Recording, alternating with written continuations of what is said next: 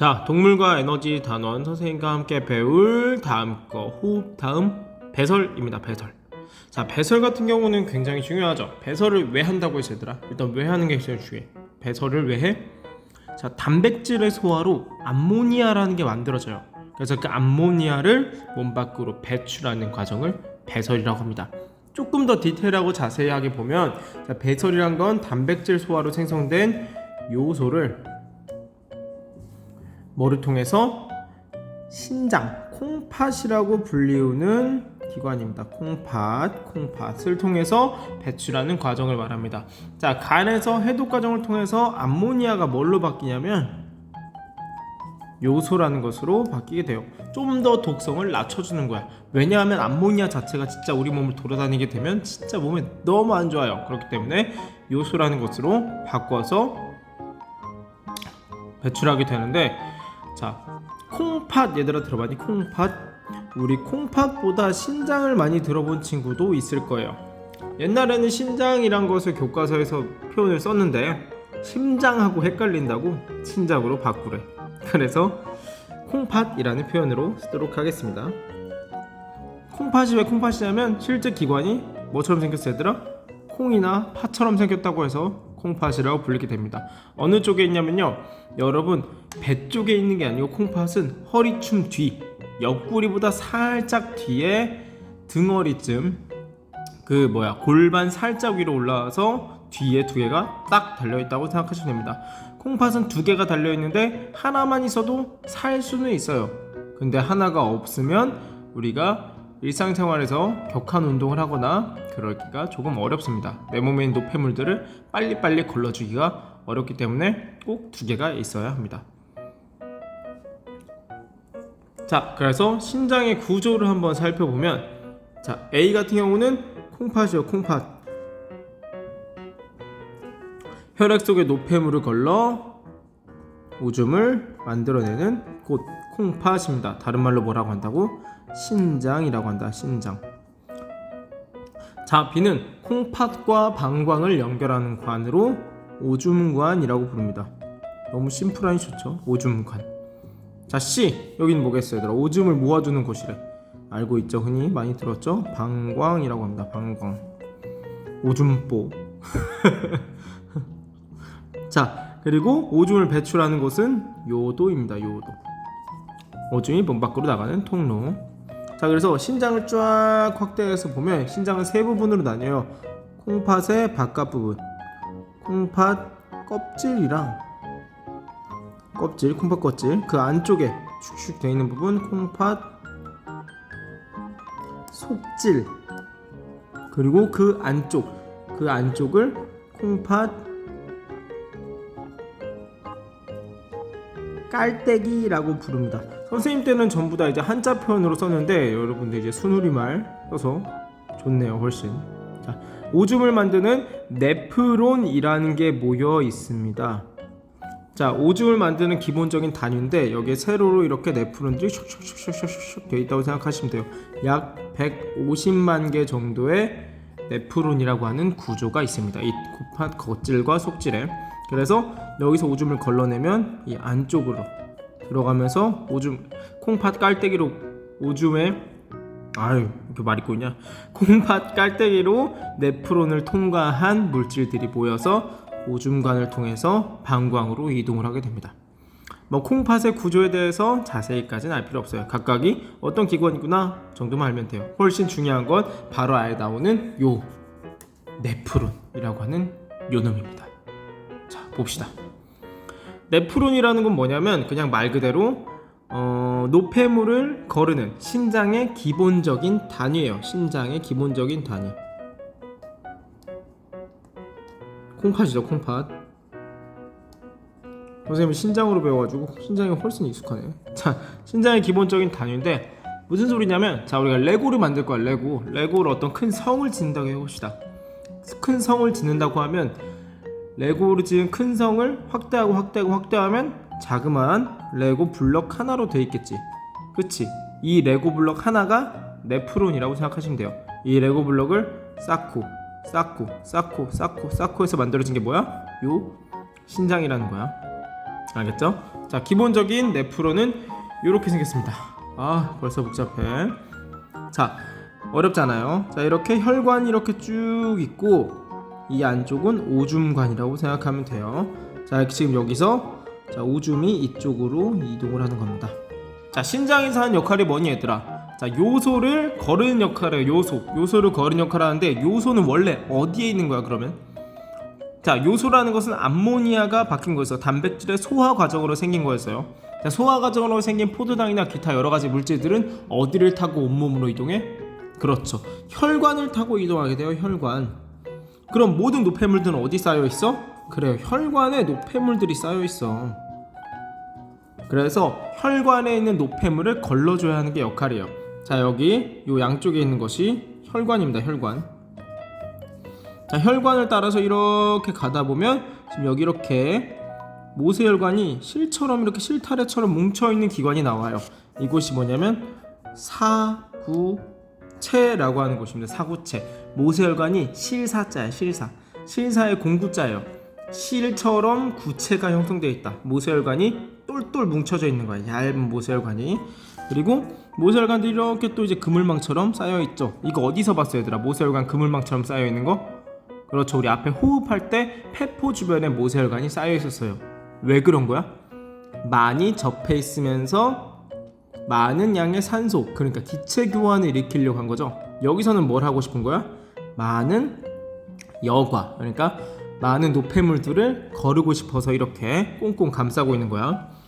자, 그래서 그럼 여기는 혈액에서 노폐물들이 이 사구체를 통해서 이 B라는 곳으로 들어가게 돼요. 자, B라는 곳은 보먼 주머니라는 곳입니다. 주머니 모양이라 그런 거야. 사구체를 둘러싼 주머니 모양 구조. 주머니 모양처럼 생겨서 보먼 주머니라 부르는데 보먼은 발견한 사람 이름이에요, 그냥. 자, 그래서 요 관 있죠, 여러분? 자, 요 관은 얘들아 뭐가 있는 거야?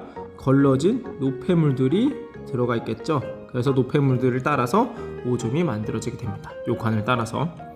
자, 이 보먼 주머니에 연결된 관을 세뇨관이라고 합니다. 세뇨관. 세자는 가는 거. 요는 뭐야? 오줌 요자예요. 가는 오줌관이라는 소리야. 가는 오줌관.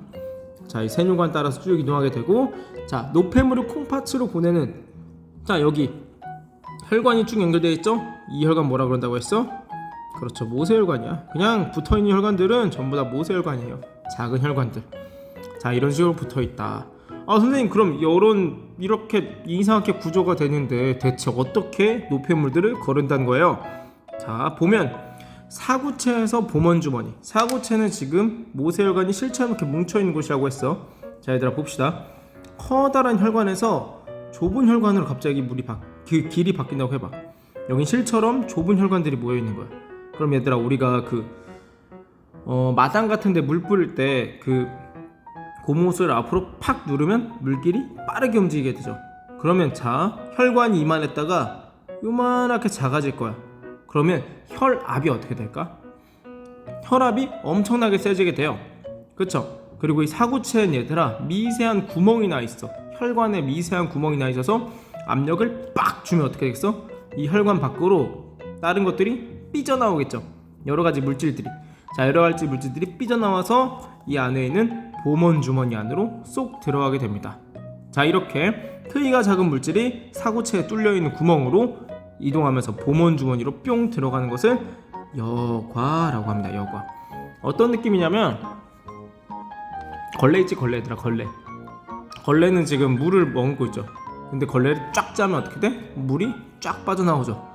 그런 것처럼 사구체 안에 혈액이 흐르는데 거기에 피가 팍 들어가면서 압력을 빡 주면서 사구체에 있는 혈액 중에 작은 물질들이 쏙 보먼 주머니로 이동을 하게 됩니다. 그렇죠? 자, 이동을 했어. 그런데 여기 그럼 보먼 주머니에 이동한 물질은 전부 다 오줌으로 빠져나가야 한단 말이야. 근데 만약에 쓸모있는 것들도 만약에 빠져나가면 어떻게 돼?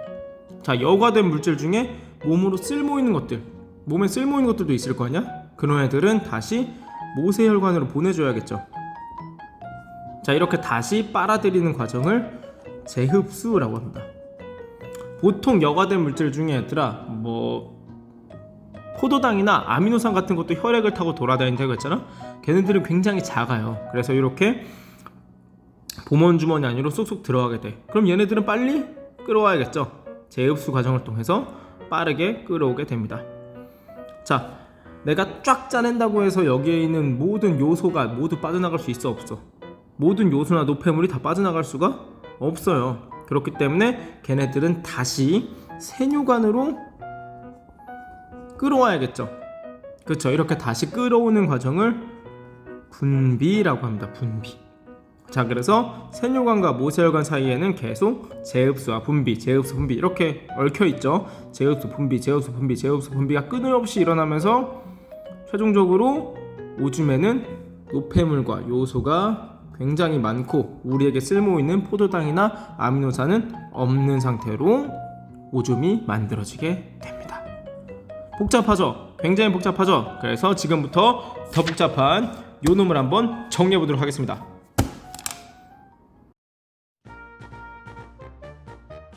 자, 방금 말했던 네프론의 구조에 대해서 먼저 자세히 한번 다시 보고 그 다음 우리 배설 과정에 대해서 알아보도록 하겠습니다.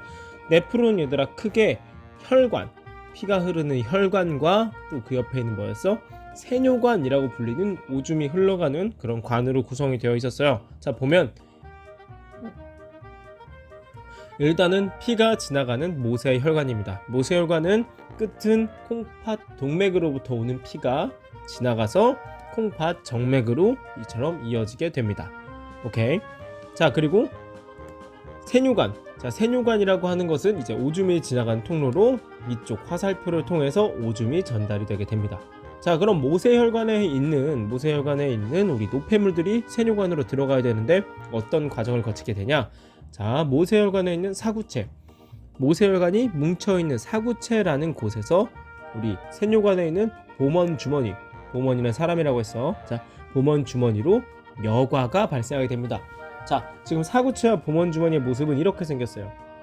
자, 그 앞에 수업에도 말했던 것처럼 얘들아, 고무호스를 가지고 팍 줄이게 되면 압력이 갑자기 혈액의 압력이 확 높아지면서 옆으로 삐져나가게 돼요. 그렇죠? 혈액 속에 있는 여러 가지 물질들이 삐져나가면서 봄원 주머니 안으로 들어가게 됩니다. 그럼 봄원 주머니 안으로 여러 가지 노폐물들이나 우리 몸에 필요한 것들 들어가기도 하고 다양한 물질들이 들어가는데 이 과정을 여과라고 하게 됩니다. 오케이, 기본적인 건 여기까지 하고 자, 여과 과정부터 알아보도록 하겠습니다. 자, 여과 과정입니다. 여과 전에 혈관에 들어있는 물질은 콩팥 동맥 쪽에서 출발하게 되겠죠. 콩팥 동맥 쪽에 출발하는데 총 7가지 정도를 기억해 주시면 됩니다. 사실 여기에 더 많은 물질들이 있죠. 혈액 속에는 굉장히 많은 물질들이 포함되어 있어요. 그렇지만 조금 중요한 놈들부터 알아보도록 합시다. 지금 색깔별로 분류를 해놨어요. 일단 기본적으로 단백질과 혈구가 다른 놈들에 비해서 크기가 어떤 얘들아? 굉장히 크죠? 실제로 단백질과 혈구는 굉장히 큰 편에 속하게 됩니다. 단백질은 뭐야, 단백질? 단백질은 그렇죠. 우리 탄수화물처럼 우리 몸을 구성하는 놈이에요. 단백질은 탄수화물과 다르게 혈관을 이렇게 단백질 덩어리 형태로 돌아다닙니다. 왜 그럴까? 그렇죠. 단백질은 몸을 구성하는 놈이기 때문에 혈관을 타고 다른 곳으로 가서 그쪽의 기관에 몸을 구성하게 됩니다. 그래서 혈관을 타고 왔다 갔다 거리기 때문에 콩팥을 지날 때도 있어요. 그렇죠. 혈구는 뭐냐, 혈구? 뭐 적혈구, 백혈구와 같은 우리가 흔히 보는 혈액을 구성하는 놈들입니다. 혈구. 그리고 나머지 요소.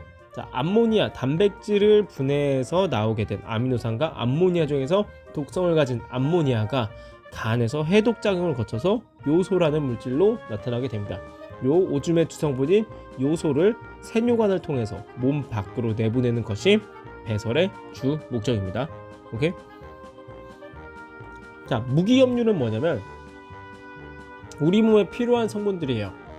우리 흔히 이온 음료에 많이 들어있는 성분들이 있죠. 뭐 칼륨, 나트륨, 칼슘 그런 여러 가지 다양한 물에도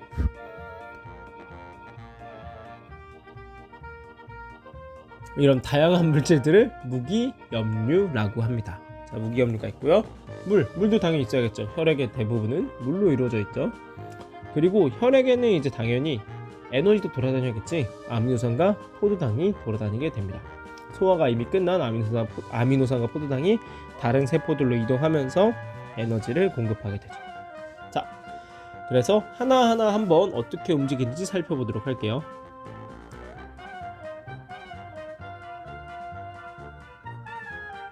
자, 실제 이제 여과가 발생하게 되면 단백질, 혈구 이 친구들은 얘들아 어때? 사구체를 통과해서 봄원 주머니로 가지 못해요. 왜냐하면 얘네들은 크기가 크기 때문에 사구체의 그 자그마한 구멍들을 아주 압력이 높다 하더라도 밖으로 나갈 수가 없어요.